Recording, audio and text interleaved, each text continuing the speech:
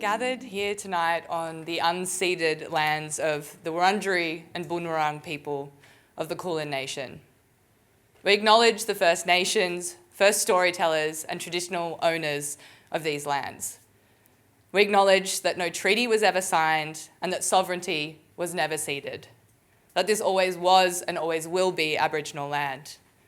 Well, may we remember we are guests here. I pay my deep respects to their elders past and present and emerging, and extend that respect to elders from communities further afield, who we are privileged to learn from if we listen. Good evening. I'm Izzy Roberts-Orr. I'm the Artistic Director here at the Emerging Writers Festival, and it is my pleasure to welcome you to our 2019 program launch.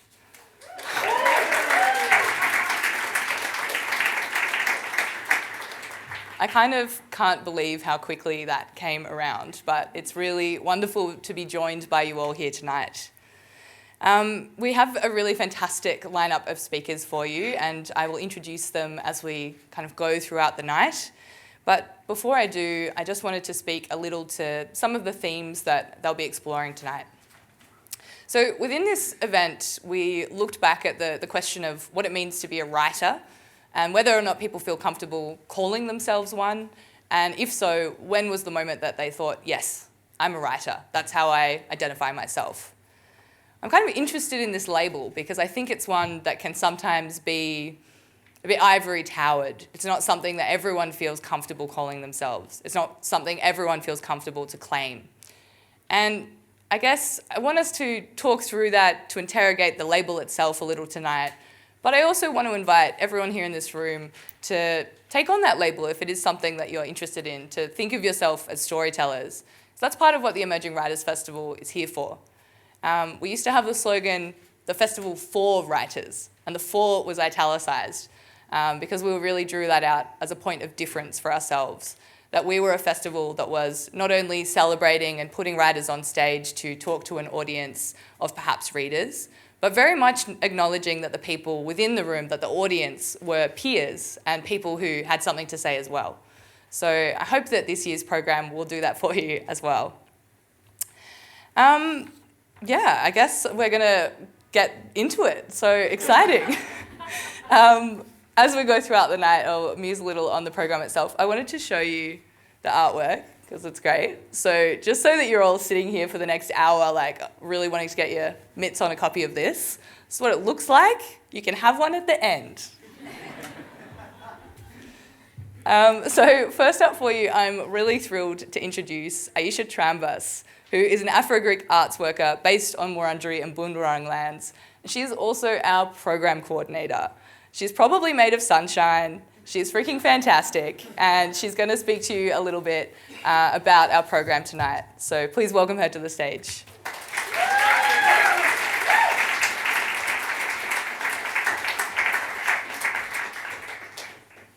Good evening, everyone. It's so beautiful to see so many glowing faces. I can literally see people beaming at me, and it's just beautiful.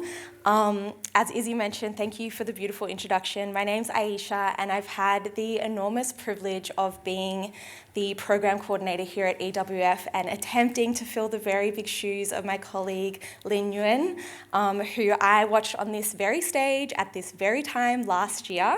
And I'm very pleased to report that I'm as excited and also incredulous as last year at the breadth and depth of what our team are about to offer you this year.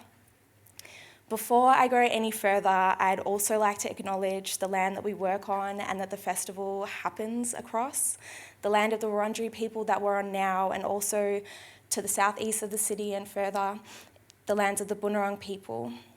I pay my humble respects to the elders of both these nations, past, present, and future, who continue to carry the stories of this land, of the survival and creativity of First Nations people, even in the face of the threat and violence that settler society continues to inflict.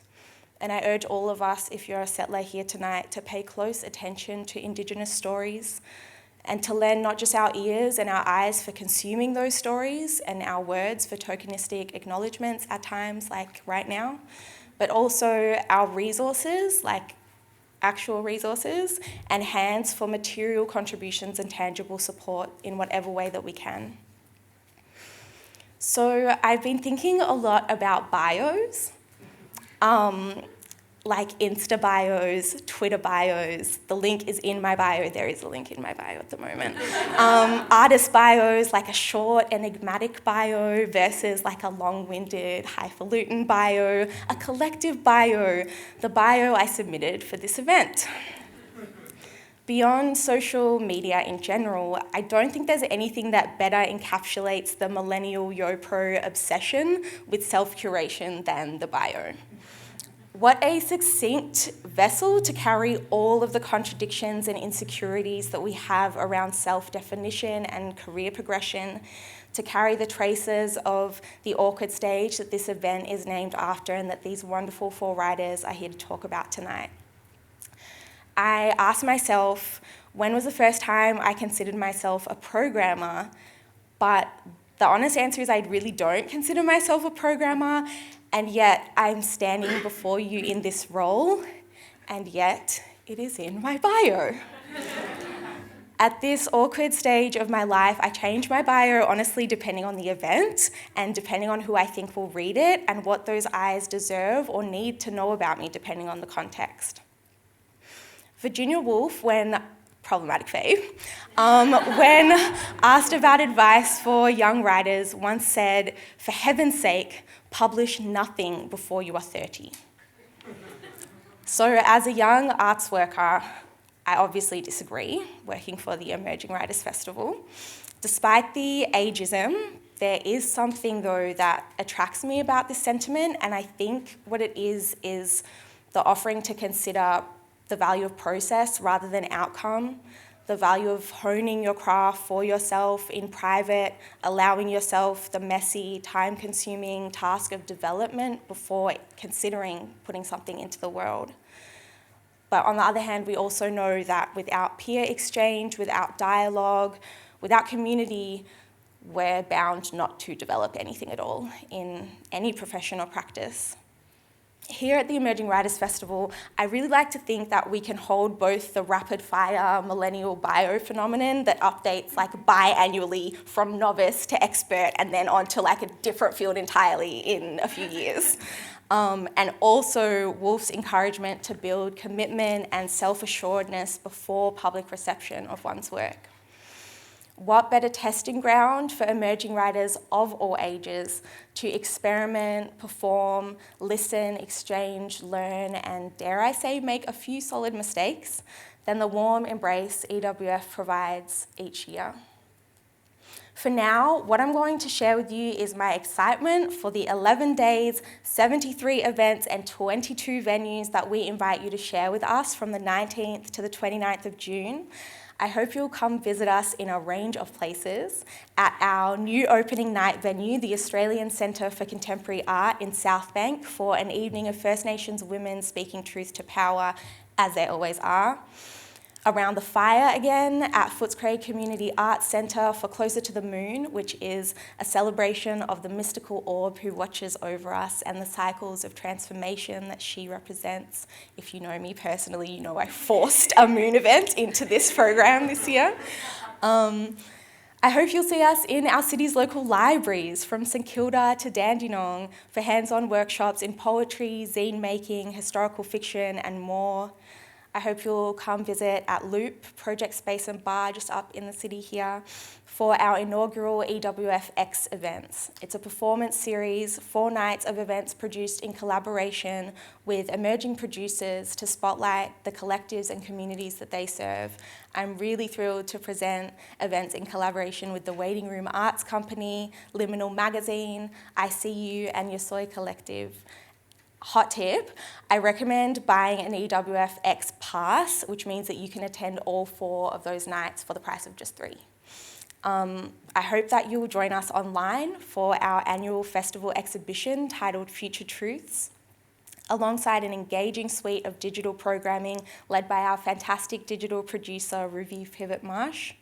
The digital program will be live online after this event. It's just got a short little blurb in the program, so find it online. And you can browse a range of interactive projects with artists from across this continent and also the globe.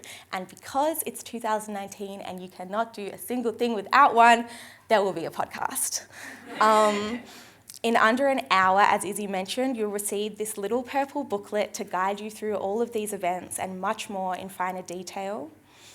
The future may strike you as a looming presence in our thinking across many facets of the program, a concept that we're clearly wrestling with as a species as we continue to decrease our collective lifespan and the longevity of life on Earth itself. Considering our dire political climate, it's very dire. Sometimes it doesn't feel dire when you're in this office 5 days a week, but it is very, very dire. The resurgence of the populist right, turn out to vote this Saturday, please, the precarity of the livelihoods of so many ordinary folks, and the urgency, whether it's falsely conjured or genuine, that so many of us operate within. It's really no wonder why we feel these conversations about the future are so necessary. So I hope the events that we have in store encourage reflection on our individual and collective responsibilities, as well as the imperative to be intentional, thoughtful, and ethical in our approaches to our crafts, as well as each other, and in imagining something greater. In the words of Adrienne Marie Brown, who I'm silently in love with from across the globe, it is imagination that gives us borders, gives us superiority, gives us race as an indicator of ability. I often feel I am trapped in someone else's imagination, and I must engage my own imagination in order to break free. I hope the festival gives you a chance to engage your imagination. It's my absolute pleasure to be part of programming. Thank you all again for being here, and I can't wait to hear your feedback on the festival via our audience surveys at the end of June. Have a beautiful night, and thank you again.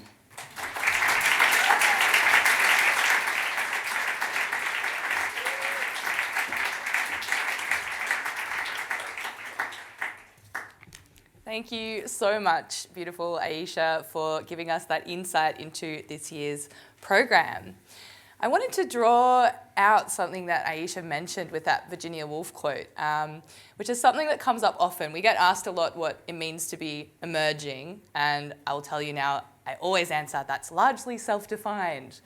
And we also, I guess there's a Venn diagram, right, of young writers and emerging writers that does intersect quite a lot. But not all emerging writers are young, and we are well aware of this fact. And as part of that, we've got a specific event as part of this year's festival where we wanted to celebrate some of the elders in our community, some people who have seen a bit more than some of the other emerging writers within our community. It's called Radical, and it's looking back at some histories of social movements and having people speak to them.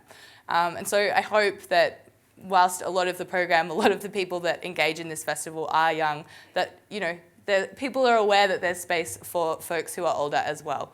And if that's something that you want to talk to me about, please do also.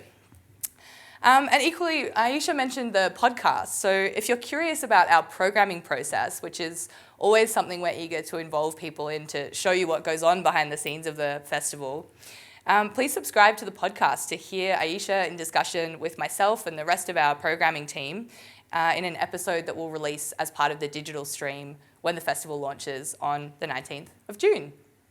And now, next up for you, it's my absolute pleasure to introduce Kat Clarke, who is a writer, artist, and Indigenous consultant.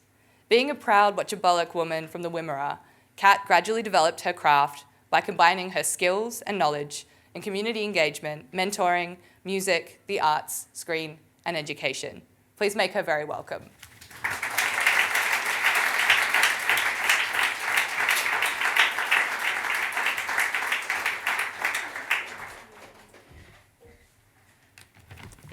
Wow. I'd like to say thank you for allowing me to be here. I'd like to thank Emerging Writers Festival as well as the team for inviting me to be here and speak tonight for this amazing launch. I've known the guys for a few years now, and so it's been a great journey just to grow and to emerge, as we're saying. I like to say evolve, and that we're constantly growing. And I think we've only got a great sort of outlook and future ahead. So I'd like to first start by my own acknowledgement of country. Being an Indigenous woman, or I really should say a Wotjobaluk woman, from the Wimmera, I too am a guest on country here and being away from home. Home is only 3 hours away, but it still feels like it could be across waters. So I'd first like to start by paying my respects to the Kulin Nation, especially the Wurundjeri and the Bunurong elders and traditional owners who are both young and old, past and present. I'd like to acknowledge the future generations who are leading in the way and making this city what it is today.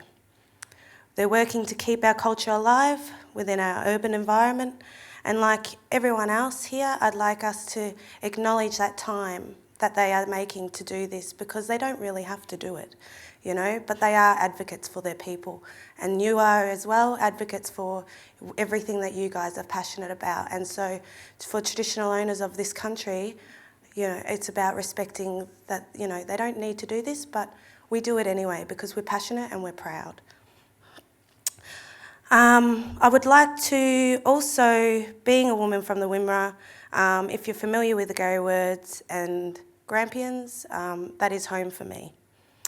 So in turn, I acknowledge my own ancestors and your own, as none of us would be here today if it weren't for them making those journeys and starting those footprints that have led us to be here today. I did have a sort of a presentation sort of set up, but at the same time, I've decided to now sort of just open with a poem. So I do apologise to our Auslan who weren't prepared for this. Daydreamer, shake those thoughts and feelings free from the tangles of your curls. Let them drift off your shoulders and flow naturally along your curves. Allow the words to drip from the rogue of your lips and stain the pages, tattooed beautifully raw, so others may read the depths of your soul and be inspired. You see, when I was born here in Melbourne, but grew up travelling between towns that led you straight from Ballarat to Dimboola along the Wimmera River. My childhood was the beginning of a desire to learn because, let's be honest, in the 90s, most country towns, including Ballarat, had their fair share of racism. And I was a fighter.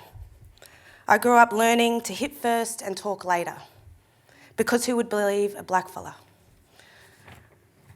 You think you have a thick skin back then, but it wasn't until the kids started teasing me because I didn't know how to spell my name, or I didn't spell my name with an E in the middle of Catherine, and tried to say my parents were the idiots who had got it wrong because they couldn't spell, so I must be just as dumb as them.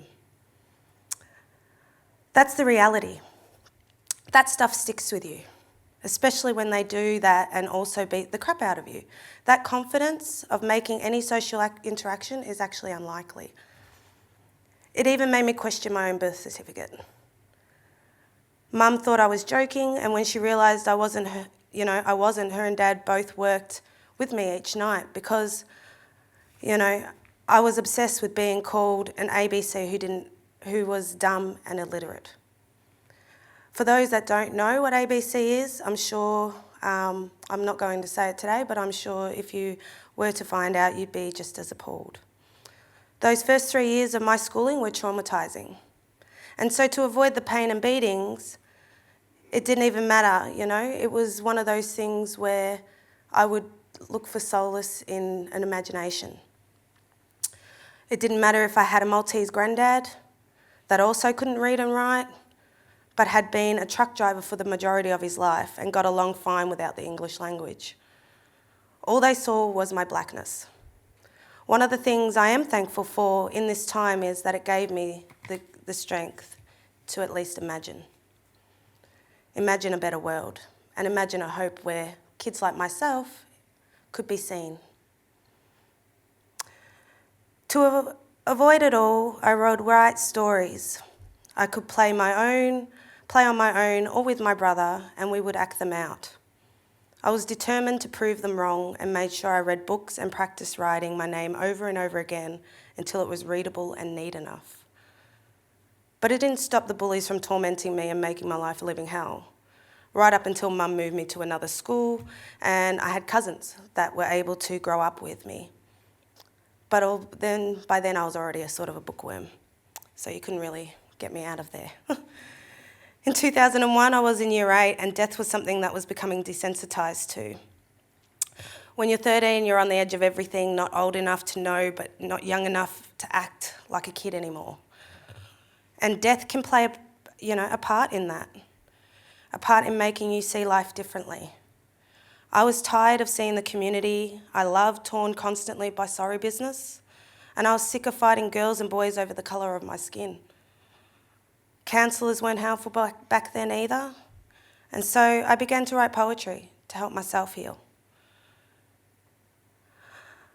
Then, with the poetry, I'd read them at the funerals, so the community could heal too, or at least I hoped. That year of my 13th, I'd lost my grandfather, on my father's side. He was the first poem I had written and had read the day of his funeral. Since then, I've done this at nearly every one. And it's become a thing now where it's like in the family now, so it's like Kat's gonna be able to at least say something, And I'm proud of that, because in a way, that's how my community see me. When I lost my grandparents early, and many of our knowledge keepers had passed by this time, I had searched for them in others, to teach the value of wisdom, family, culture, and listening. That's how I learned. If you were not listening, then we're not really seeing. And if this is the case, then how can we even begin to retell the stories the old ones speak? How can we even begin to speak for the present and our future? You can't help the life you're born into, but you can make the most out of it and try to understand and make change and amends from past histories. That is why we are all unique and we are all storytellers, some of us better than others. Some of us may not even have the words. By the time I was 17, I found myself faced with friends who had suicided, including family, young and old. Mental health and depression was sinking in, where I too began to self-harm. And the only saviour at the time was my brother and music. So along with the poetry, I then adapted and evolved again into songwriting. And this stopped myself from sinking deeper. I had to rebuild confidence in the world and myself. Singing and rapping was one of the expressions that was, it was one of the ways that was, a form of expressing us group of misfits in a way. You see, death is different for us blackfellas. It doesn't affect one person, family and relatives. It sends a ripple along the grapevine and can affect a number of towns of communities where mobs are affected by just one death because that person who was so connected and known. Some funerals I couldn't make at that age, and throughout my early 20s, because of the struggle we all go through in life when we take on certain responsibilities and deal with the struggle of disconnection. From sorry business and living further from community with less visits, I turned to writing to guide me. I guess the point of this whole talk is to really encourage you to look beyond your doubts and believe that your story is just as unique and should be heard. Your story and your history and life struggle is a story in itself. Like me, you can turn it into something that makes you a better and much more humbled person. It ages your mind much farther than your reality and body, but it is a way of communicating at the hardest of times. If anything, I have my family, my brother, my sisters and my brothers in community who ground me to this day, and the multiple communities to thank for making me take leaps and to continue writing. If it wasn't for them pushing me to see beyond the stereotypical lens that said you weren't good enough because you were black, I probably would not have gone to uni.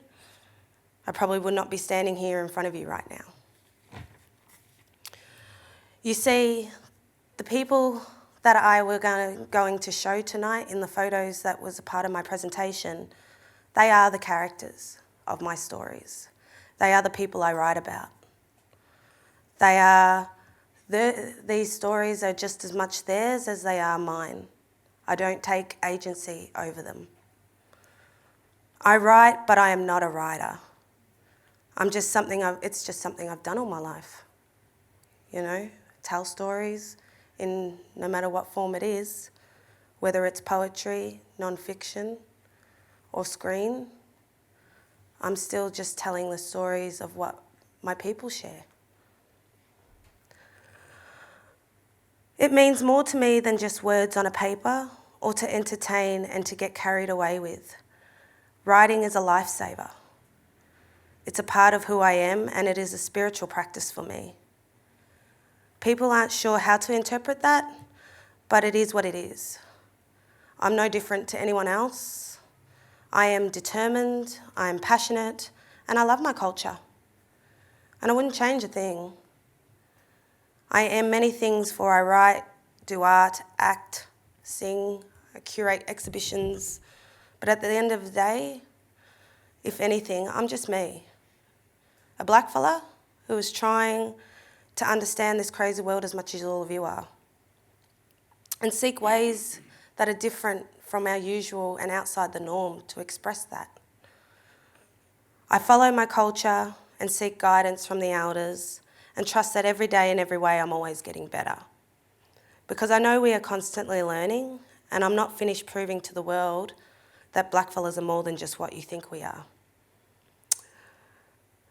I believe that in order to be a writer, you need to first start understanding who you are as a person, even, to be able to write it. Some people don't know how to write their stories down. And I think that's something where, you know, we find it seems to be the most daunting thing. I've got so much to say, but I don't know how the words to actually say it. And I feel that's where we come in, you know? We come in to just give that guiding hand. We come in to be able to shower some words. We come in to at least share and express a connection that we understand. And I hope tonight that's what you see in all of us and us writers and in yourselves tonight, that you've all got a story to tell. And whether you don't have the words or not, it's just about finding a space where you can actually get a chance to say, okay, what is it that I really do want to say? You know, who am I really speaking to? Is it something that I can say? Do I need someone else to do it for me? Like my grandfather, who can't read and write. You know, I write for him. I write for people who need it, and I write it for people who can connect with me, but I also write because it's a lifesaver. Because it's my life, and I should cherish every moment. Take my sorrows and throw it away, yeah. As time goes by, I remember the words you said to me, and I see the light, and I fade away, yeah. That song will always be remaining with me. It's called Fade Away. It was written by a brother boy who suicided. And it's something that I had wrote with him. And it's one thing that keeps me strong. It keeps me going. But it's a reminder that I'm here and I'm making a difference. And that's all that matters, is you're here, you're making a difference.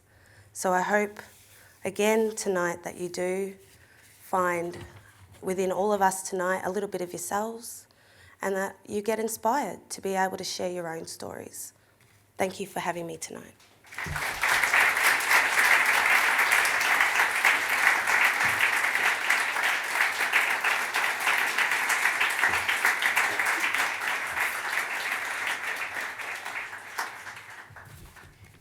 Thank you, Kat. and for reminding us of the connecting power that storytelling can have, and that when we talk about literature, we mean storytelling in a much broader sense as well. Kat will be appearing in Bogong Spoken Word Blacktivism, presented in partnership with Black and Bright Victorian Indigenous Literary Festival on Monday the 24th of June, 9 p.m. at Loop. And she'll also be reading at this year's Amazing Babes, which is on Tuesday the 25th of June, 7 p.m. at Melba Spiegel Tent. I keep telling you things that are in the program and you don't have a copy yet, so I hope you can all remember what I've said. There will be a test at the end. And now I'm pleased to introduce you to Sumudu Samarawickrama, who is from Werribee. Her work has appeared in Boston Review, like wow, Overland, Meanjin, and The Lifted Brow, also like wow. She has co-produced Sidekicked, which won 2017 Melbourne Fringe Category Award, Best Ideas, Words and Ideas, really mangled that words and ideas bit. She's fascinated with the structures that underpin our society and how to use art to powerfully change the status quo. As part of FCAC's West Riders group, she's interested in how anger can be a tool toward community. Please make her very welcome.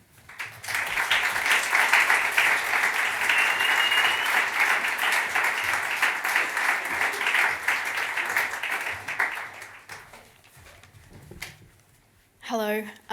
Thank you very much, EWF, for the opportunity to do this, and thank you very much, Kat Clarke, for that beautiful opening.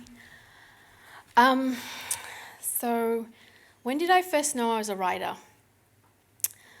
I knew it when I realised I was lying. So, on a visit to Sri Lanka when I was 5 years old, I told my aunts that back in Zambia, we lived in a house with a dolphin pool. Not a pool shaped like a dolphin, but a pool full of dolphins. And that I had trained these dolphins to jump through hoops of bright pink bougainvillea. The next day, Deepthinenda, she asked me whether I was telling the truth.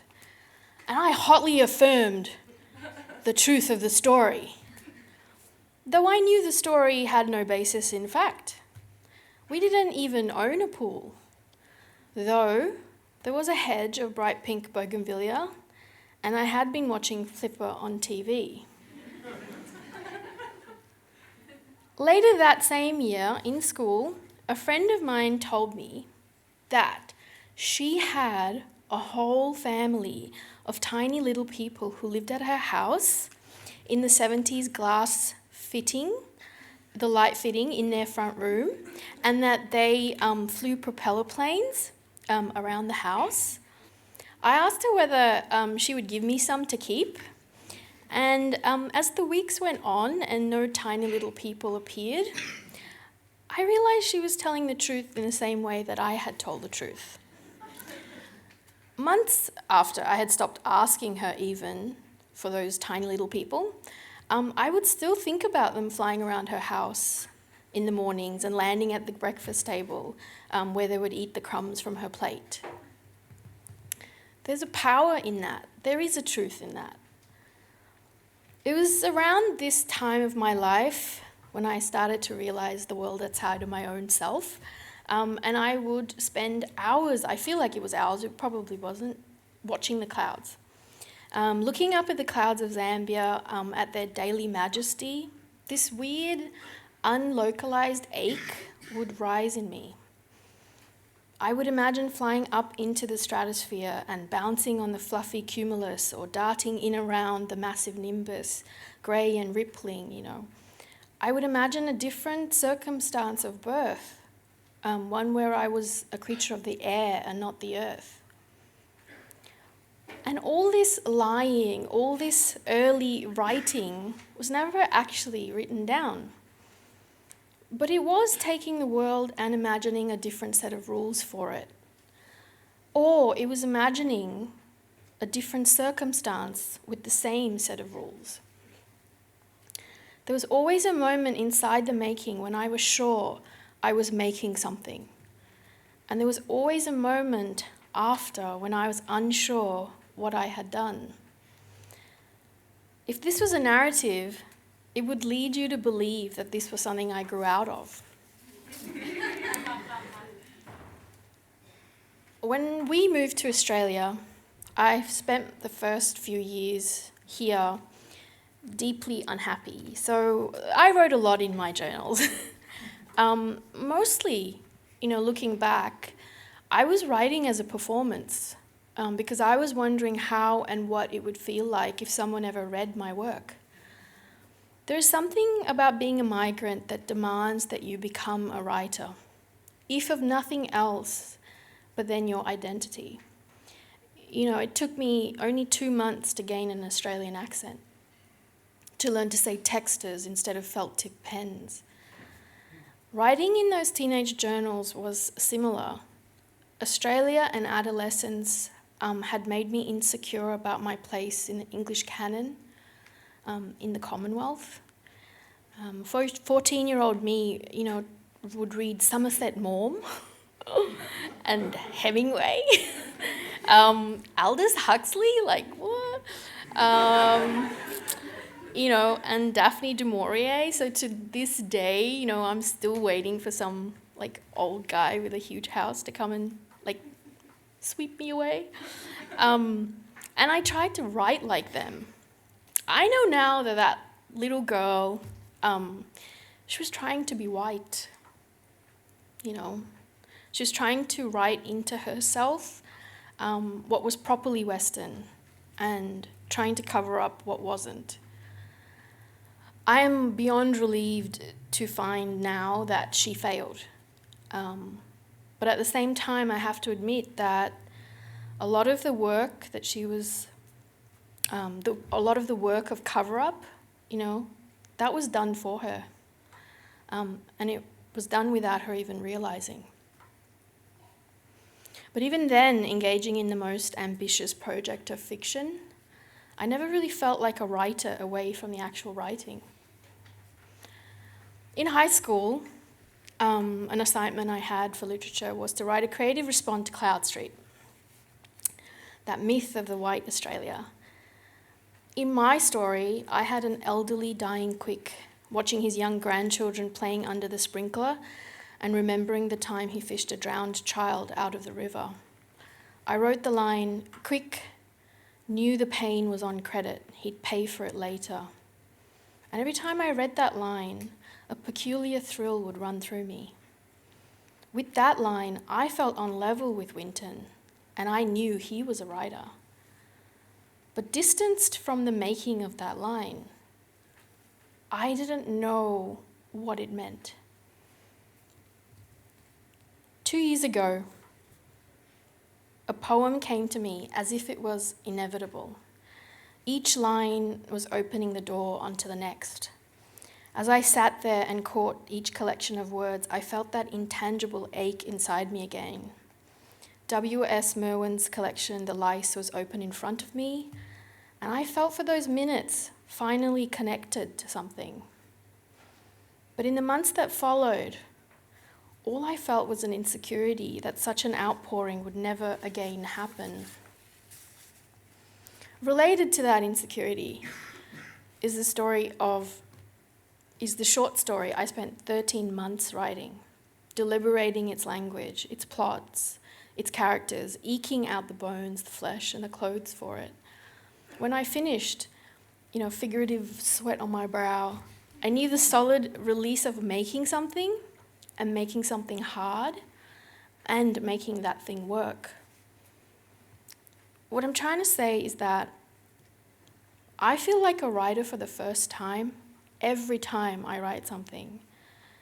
It seems to be a point of regeneration, a newness that is always present.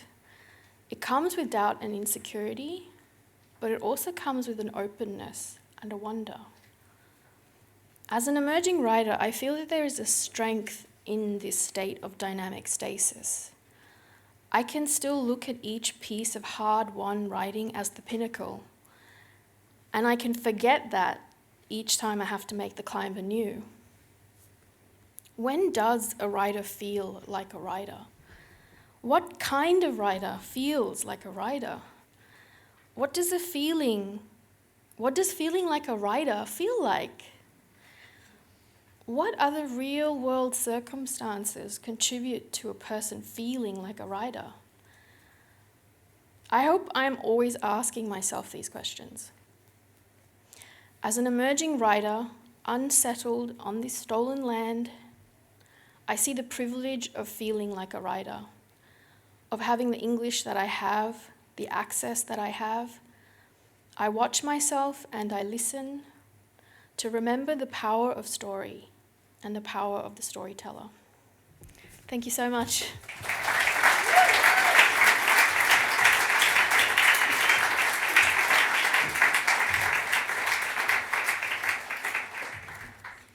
Thank you so much, Sumudu. I'm going to share something which is quite silly, but related to dolphins. Folks in this room may or may not know that I'm a writer myself. And as part of that, I used to do a lot of spoken word in my ever so slightly younger years than now. And once upon a time, I wrote a poem for someone I loved very dearly. And the highest esteem of the way that I wanted to tell them that I loved them was, I have to do the serious part. I want to give you a dolphin army for your birthday. And then it continued. So yeah, dolphins, amazing, important part of storytelling. Sumudu is featuring at a number of events as part of the festival, one of which is Lunchtime Lit Reading Poetry 101. This event is very much about trying to break down the idea that poetry is elitist and only for certain people to engage with. So we've got some freaking amazing poets on that. Sumudu will be hosting, Tayi Tibble is coming over from Aotearoa, and Ray White is coming down from Queensland, so that's going to be sick.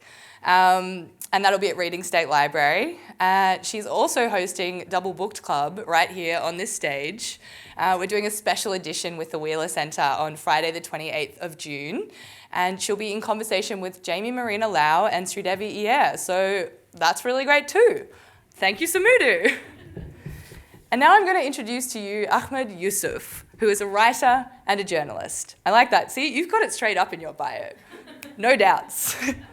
He co-edited Growing Up African in Australia, which I highly encourage you to get your hands on a copy of, the first non-fiction anthology of African diaspora stories in Australia. His work has featured in Acclaim magazine, The Guardian, TRT World, and Jalada Africa. He was also an artist in the 2018 Digital Writers Festival. Please make him very welcome.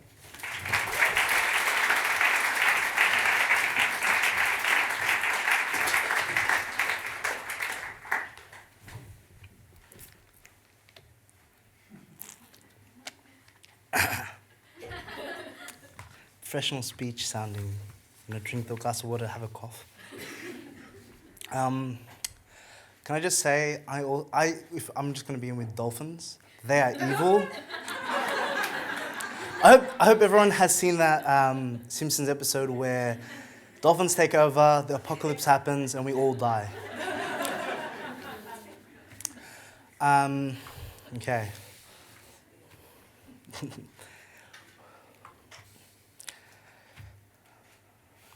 It's very hard for me to consider myself a writer, despite my bio. It is something I struggle to call myself outside of a Twitter bio. It feels strangely boastful. Maybe that's because I never really thought I'd be a writer.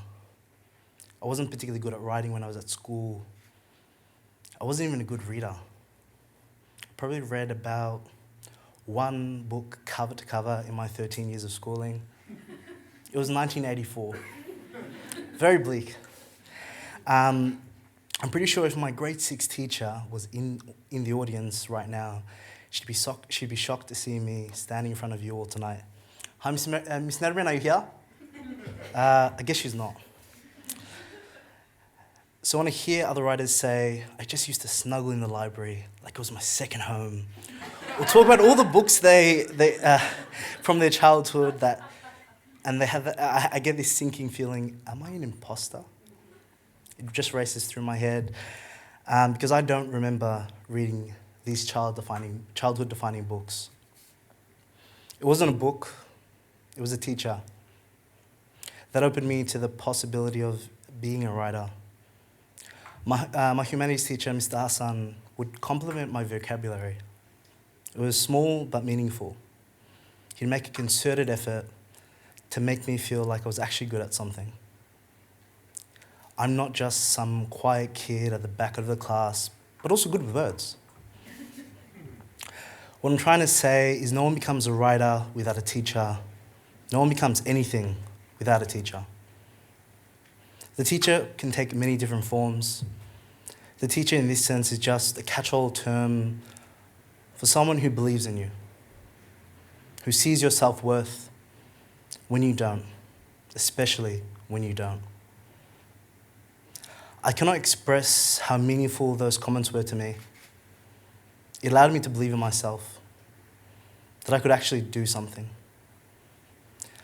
But carrying on the theme of teachers, my teachers now are the writers I adore. They are Ocean Vuong, Claudia Rankine, Watson Shere, Ta-Nehisi Coates, Cheryl Olds, Podrick Otuma, and these are just the cliff notes. So yes, I did start reading after school. The lessons I learned from them make me feel like I'm on my way to being a writer. To find the language to express my writing through Claudia Rankine, to learn how to explore honesty and vulnerability through Podrick Otuma, and to be grounded by the integrity Ta-Nehisi Coates outlines in his work. If not for Claudia Rankine's collections, Don't Let Me Be Lonely and Citizen, I wouldn't have been able to write my story in growing up African Australia. As I said, she gave me the language to express myself, to be able to write about the body, to describe it, to define it, to evoke its importance. It was almost as if, before reading her work, I was only half present. I was meandering without any sense of direction. I was operating with old software in need of a dire update. To read something so nourishing and then to be able to put into practice elements of that language I learned, it made me feel like I wasn't some bluffer. My story wasn't only being accepted because I co-edited the book. It made me feel like I belonged. I'm going to read a section of a poem from Citizen, but please everyone, if you enjoy your life, and I say this very seriously, buy Claudia Rankine's work. She is incredible. When you lay your body in the body, entered as if skin and bone were public places. When you lay your body in the body, entered as if you're the ground you walk on. You know no memory should live in these memories, becoming the body of you. In all the writing I try to do, I'm trying to better understand myself and the world around me, to explore, to find answers to questions I have or wrestle with the unanswerable. I remember first reading Podrick Otuma's collection, reading from the Book of Exile. I couldn't put the book down. It was so raw and vulnerable and unafraid. I want to read this from him because it taught me a valuable lesson about meaning making and writing. It's called narrative theology. And I said to him, are there answers to all of this? And he said, the answer is in the story. And the story is being told. And I said, but there's so much pain. And she answered plainly, pain will happen. Then I said, will I ever find meaning? And they said, you will find meaning when you give meaning. The answer is in the story, and the story isn't finished. I also learned something so important when I read Ta-Nehisi Coates' We Were 8 Years in Power. He spelled every stupid notion writing some sort of romantic pursuit. In the no sections, it showed the working out, the labor, the grind. It showed us the behind the scenes of what it goes into making these tremendous works. But more importantly, it taught me what not to be. And this is ultimately what I've come to believe good art, by extension good writing, does. This is a quote from the book. that illustrates this so beautifully. Art was not an after-school special. Art was not motivational speaking. Art was not sentimental. It had no responsibility to be hopeful or optimistic or make anyone feel better about the world. It must reflect the world in all its brutality and beauty, not bring hopes of changing it, but the mean and selfish desire to be enrolled, to not to be enrolled in its lie, to not be co-opted by television dreams, to not ignore the great crimes all around us. And another reason why I feel strange about calling myself a writer is because for me, I think it's an inherently selfish pursuit. What does a room of maybe 100 people need to hear from me? And what is so important about my take or my work or any of it? When I was writing this speech, I was sitting at home thinking, what do I have to say about being a writer? And why would anyone listen to me? But clearly as I stand here, reading from this piece of paper, I was full enough of myself to have decided maybe there are people who might be interested. But the notion of your voice being unique or special, and I've decided to do all of this, I think needs to be called for what it is. And I think when that happens, better writing will come out of that recognition. Because who gets to think that? Some might say, well, no, writing was my calling since I was young. You know, I used to snuggle around the library and read for hours. Even that very line is said in luxury. To have that comfort and space to have a calling. To imagine yourself in this space. I could never. I don't think aged care or family daycare were callings for my mother. They were jobs, a means to an end. But the notion of access is at the heart of why the literary space is the way it is. It is no wonder the good people at Liminal magazine found the paucity of First Nation writers and writers of colour in their study into publishing in Australia. What kind of access do people have to writing, to art? If I was to hop into my TARDIS and go back in time to my school in Broadmeadows, and I told everyone in my class, I'm going to be a writer, they would all laugh in my face. I don't think that happens at your Xavier colleges. So maybe that's why I don't quite feel like a writer. Because Broadmeadows is one of the poorest suburbs in Victoria. The space doesn't lend itself with luxury. It doesn't have the space to have a calling as unsustainable as writing. But nonetheless, I'm here. Thank you.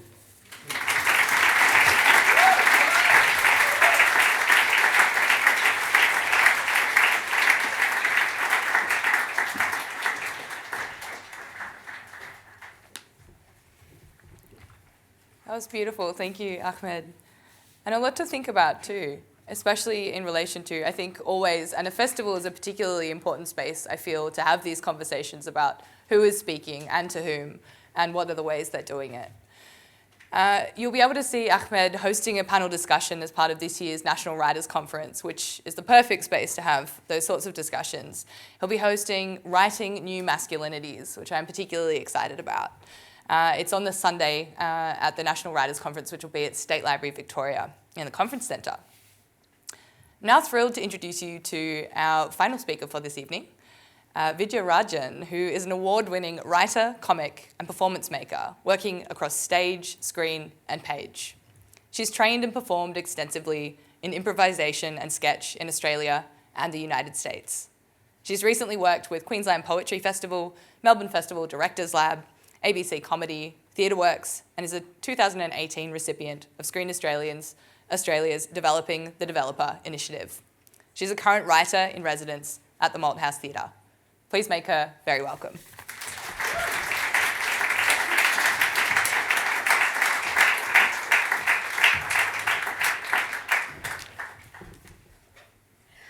Hi everyone. Hope you're having as amazing a night as I am. And thank you, Izzy, for that introduction. As Izzy said, my name is Vidya Rajan and I am a writer and performer. But I work in quite different art forms from the other speakers on the lineup today. These wonderful writers of the high arts of poetry and prose and all the sublime stuff in between. Unlike them, I write for and work mainly in the gremlin art forms of theatre and television. And the writers in those fields are a little bit different from the beautiful dolphin-esque creatures we have just experienced. TV and theatre are fields of work that are best suited to writers who do not have the emotional capacity to actually be alone with their thoughts, who require the constant validation of large groups of people, and who have no patience for anything that doesn't resemble immediate, preferably positive feedback. I'm trying to admit that I was craving an applause break there, but it's okay. Even I can recognise that it's too early and completely undeserving. Now look, if the kind of writer I've just described just then seems to you pretty horrible and like some kind of malfunctional, high-octane idiot, I'm really hoping that in the next 10 minutes we share together, I can take that impression and just probably cement it further. I'm not going to lie, I don't want to start this relationship with a lie. That's probably what's going to happen. I do want to say, though, before going further, what a tremendous delight it is to be on this stage tonight. I do want to say that. I want to say that. I do want to say that, but I can't because it would be lying. And it's only lying because delight, tremendous or otherwise, is not the dominant emotion I am experiencing right now. Instead, it's, how do I say this? Fear? Fear. Don't get me wrong, it's not fear of speaking to all of you here today. You all seem very friendly. I'm not afraid of you.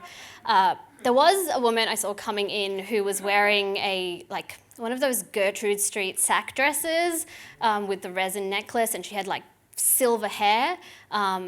It was very intimidating. She looked like one of those older women who are a cross between an art curator and a bird and could kill you at any moment. So I am afraid of her, ma'am, wherever you are. Please adopt me. I want to be you. So apart from her, though, all of you, no fear there. The fear that I'm speaking about, though, is my fear that by doing this incredibly public event at the launch of the Emerging Writers Festival, everyone will know that in the year of our Lord, Janelle Monáe 2019, I was an emerging writer. Specifically, funding bodies will be able to date this point in the year of our Lord, Lupita Nyong'o 2019, to me being an emerging writer. See, funding bodies, in my field of work at least, define an emerging writer as someone who is in the first 5 years of their practice, and the clock on that starts when you've had an outcome like a publication or a performance in an established venue, or if your peers recognise you in an established venue, like, the Wheeler Centre. It's terrifying because, you see, past the warm, gooey, placental embrace that is emerging lies the mid-career. Who amongst us has not seen a mid-career artist? You may recognise them from their chapped lips, from their time in the desert, sunken eyes, feral growls, a whiff of the apocalypse about them. I watched Mad Max Fury Road this week again, so maybe that's sort of seeped into that. But from what I hear, it's all a bit grim. The grants die up, sense of cultural relevance out the window, prizes and opportunities too. And I swear I wrote this bit before the whole Vogel Prize thing. So this is not shade, but also why not? But yes, that's why it's kind of scary to stand here right now and affirm and have it evidenced in digital proof, because I think this is being recorded, that I am emerging, that I'm quite emerged, that I have maybe, 2.5? 2.8. You know what, we're amongst friends, 3 years. 3 years more before that sweet emerging support dies out. But look, this isn't all about money. It's also about good looks. By which I mean, our culture loves youth. It loves the new and the novel, the just beginning, the next brilliant thing. You're safe if you're emerging because you're shiny.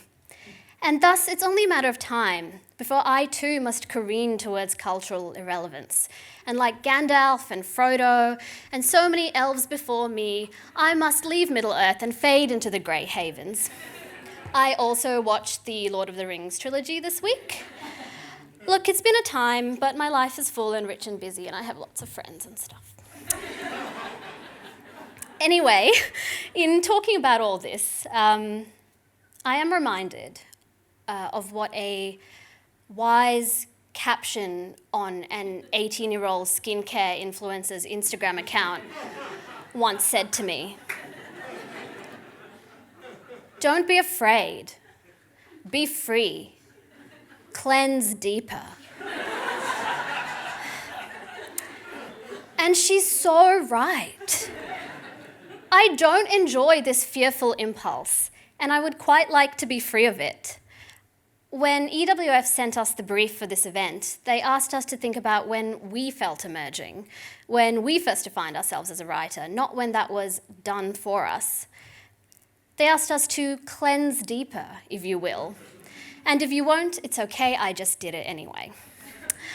So in responding to this brief, in truly flushing out my pores and my memories, I realised something that I'd actually sort of forgotten, that this self-definition of being a writer, of emerging, was actually something that happened quite early for me. I was a slightly odd child, quelle surprise, who spent a lot of time, you don't have to laugh that hard, who spent a lot of time moving cities and, being alone. Actually, that whole inability to be alone with your thoughts now making a lot more sense. I can connect the dots. Note to self, bring it up in your session on Monday. All right. So being alone, there wasn't much to do except make things up. And I remember the first thing I ever wrote. With characteristic megalomania, I took a universally loved cultural product and proposed an alternative to it. This was the alphabet song. You know how it goes? W, X, Y, and Z. Now I've said my ABCs. Next time, won't you sing with me? I decided to rewrite it to W, X, Y, Z. So some early postmodernist sensibilities there, really breaking the form. W, X, Y, Z. I have said the alphabet. Now it's time to go to bed.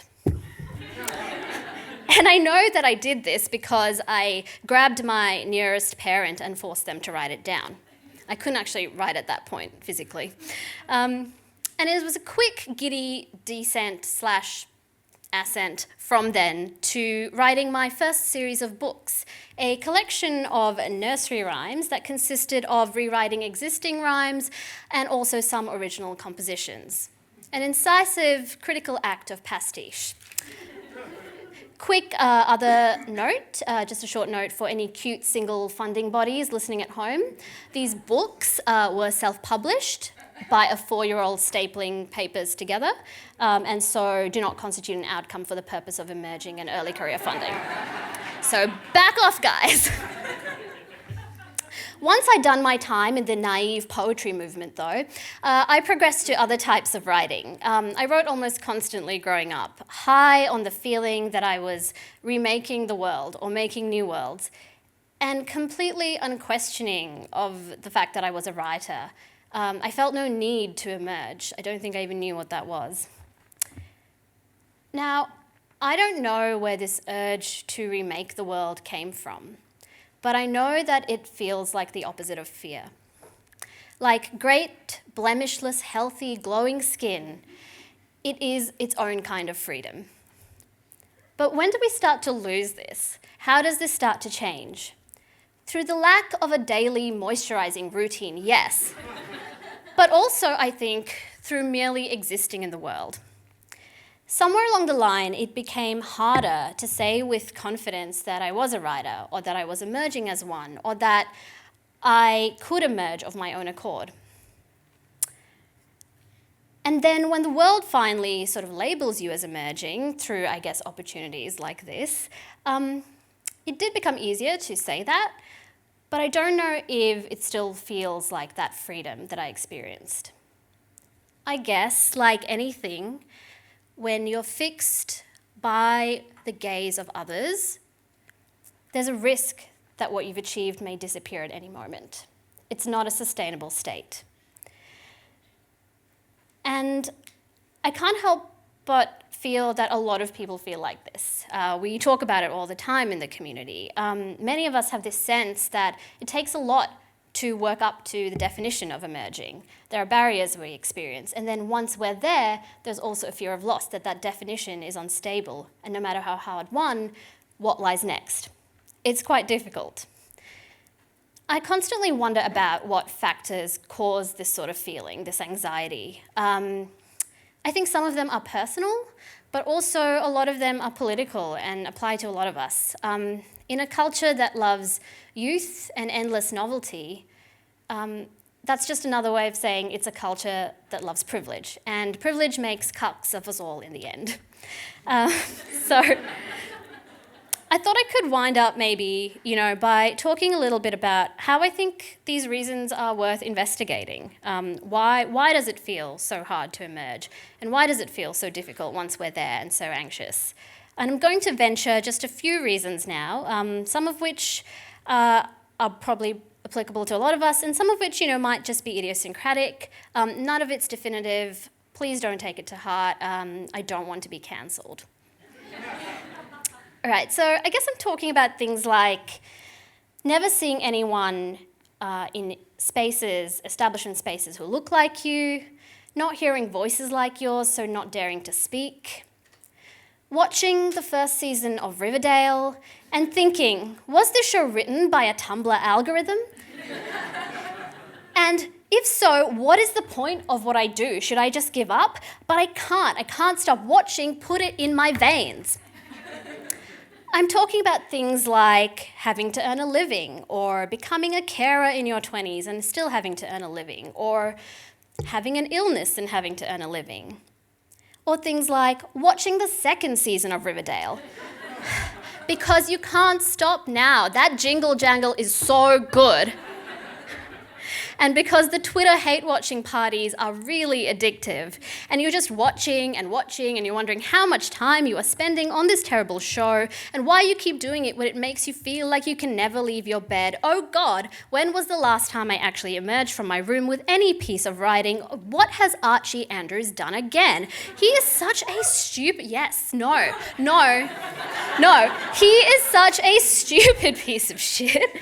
I would personally like to see all the serpents stand in a circle and piss on him.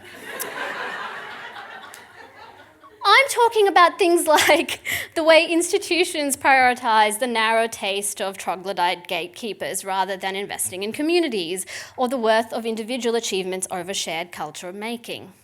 I'm talking about things like buying into capitalist versions of ourselves that require us to be endlessly productive and super brandable and coherent in our vision, so that by the time you get to mid-career, you have something, anything, please anything, oh God, to show for it. Yeah, wouldn't that be nice? In all sincerity, though, dropping the veil of irony that is the curse of my generation and eating us from the inside out for just 1 second, spaces like EWF are a treasure. The openness with which they platform people is really something amazing to me. Never once have they asked us to define emerging or writer. It's up to us to define what culture should be like. And I am truly delighted to be here and to get into the program, and I am truly delighted that I have made the decision to refuse to watch the third season of Riverdale. At some point, I guess you need to choose to remake the world the way you want to, whether that's through writing or just by saying it's okay if I don't know if it was a griffin or a gargoyle. It's okay if I don't know who the Gargoyle King is. It's fine. I'm not missing out. I can just read the recap. Thank you.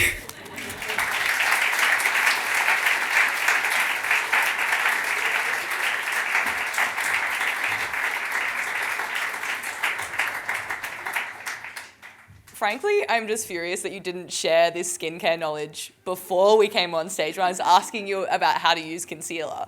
Like, Jesus. Vidya will be hosting Hysterical, unsurprisingly, a night of comedic brilliance featuring a lineup of badass women and non-binary babes on Thursday the 27th at Brunswick Mechanics Institute. Thank you. And now it's time for the thank yous part of the evening. There are a lot, so buckle in. Thank you firstly to all of our wonderful speakers this evening. Give them a round of applause.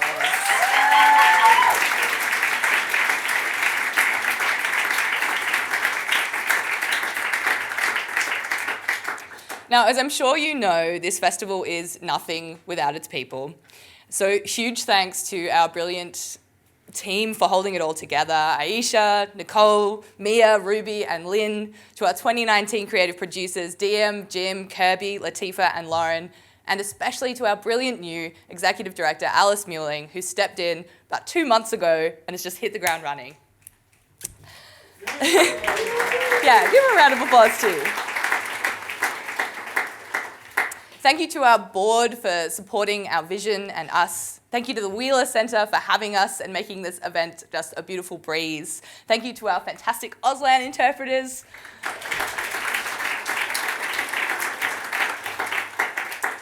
Thank you to our major partners, Creative Vic, City of Melbourne, Catalyst, there's a lot of them, Monash University, the Wheeler Centre, Hachette and the Saturday Paper. Thank you to our education partners, RMIT, Vic Uni, Swinburne. Thank you all for investing in emerging storytellers. And thank you all for making a tax-deductible donation to the festival. Yeah, but seriously though, making good art costs money, and for us a little bit goes a long way. So I know it's a terrible joke, but over half the gorgeous program you're about to receive at the back is free. And in order to do that, it's really helpful for us if you have any spare dosh to throw it our way. And part of that is just making sure that we keep the paid events low or free so that practicing writers and folks who want to be there and learning how to tell their story can get into it. So there's details in the program about how to do that. So tonight you got a bit of a taste of that program. I hope you enjoyed that taste. I personally thought it was delicious. And I don't know if we've fully answered the question of what it means, exactly what it is that makes a writer, but we had some damn good answers to that question. I loved that throughout these speakers we had this question of emergence as well, and what I hope emerging means is something that we continue to do through our practice, that we see writing and storytelling as a process of becoming, of learning, and that the festival is the space you'll all feel comfortable to come and do that with us. We're really proud of this year's program, and we hope you enjoy participating in it as much as we enjoyed putting it together. This year's artwork is thanks to Ellen Matilda, and the design is by our favourite Matthias at Loop Studio. Tickets are now officially on sale through the website. And if you're looking to save some dosh, but you want to go to all the things, consider getting a golden ticket or one of the passes. We listened, we added them onto the website this year, so if you're a diehard fan, you can save some money. Grab a copy of the program on your way out the door, and please join us downstairs for a celebratory tipple at the Moat. Thank you all for coming. Visit wheelercentre.com for the best in books, writing and ideas from Melbourne, Australia and the world.